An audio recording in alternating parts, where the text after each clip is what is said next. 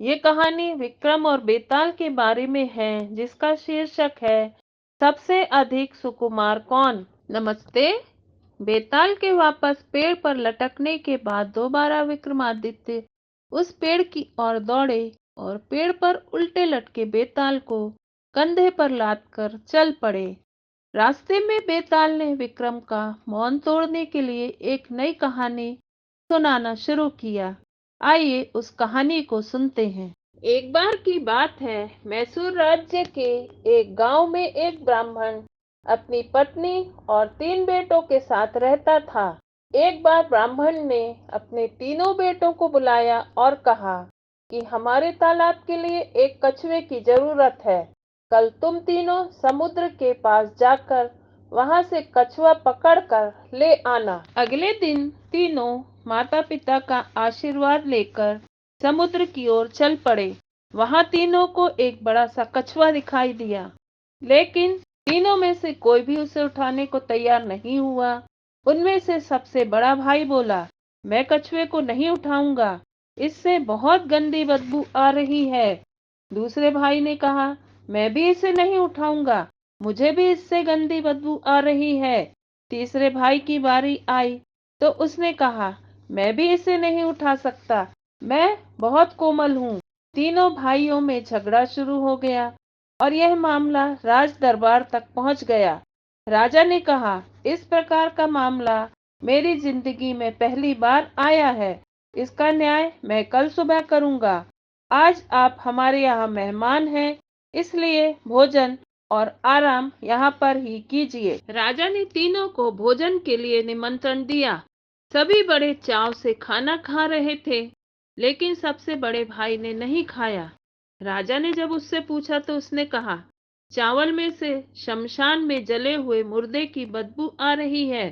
राजा ने इस बात का पता किया तो उसे मालूम हुआ कि चावल किसी शमशान के पास के खेत से लाए गए हैं।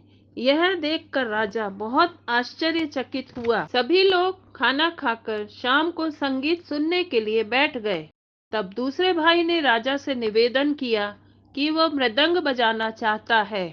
राजा की आज्ञा से वो गायिका के पास जाकर जैसे ही बैठा, वो तुरंत खड़ा होकर दूर बैठ गया। राजा ने खड़े होने का कारण पूछा तो दूसरे भाई ने कहा, गायिका से बकरी के दूध की बदबू आ रही है और वो मुझे पसंद नहीं है। जब राजा ने इस बात का पता किया तो पता चला कि बचपन में गायिका को बकरी का दूध दिया जाता था।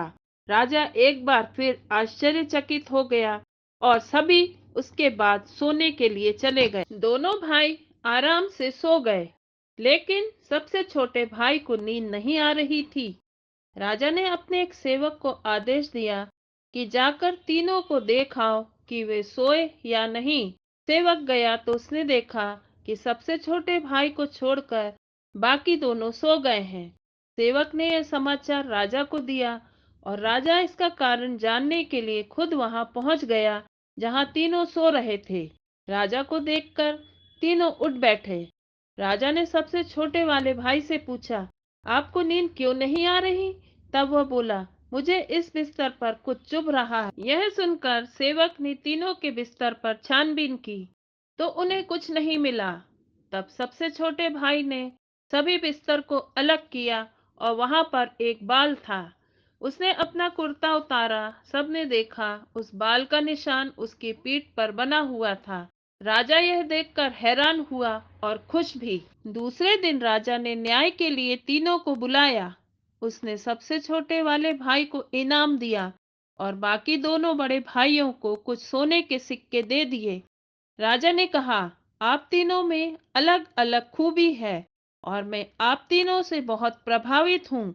मैं अपने सैनिकों को भेजकर कछुआ आपके घर भिजवा दूंगा। इतना कहकर बेताल ने विक्रम से पूछा, बताओ, तीनों भाइयों में से सबसे अधिक सुकुमार कौन था?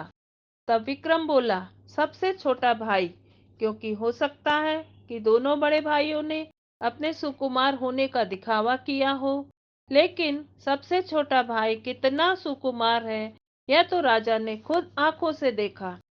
विक्रम का सही जवाब सुनकर बेताल ने उसकी तारीफ की और विक्रम के बोलते ही बेताल उड़कर वापस पेड़ पर जाकर लटक गया। इस कहानी से हम यह सीखते हैं कि हमें जो भी कार्य करने को दिया गया है उसको करने में कोई बहाना नहीं बनाना चाहिए और हमेशा सच्चाई को स्वीकार करना चाहिए।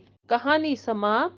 धन्यवाद। कहानी पसंद आए तो वीडियो को लाइक, चैनल को सब्सक्राइब और शेयर करना ना भूलें।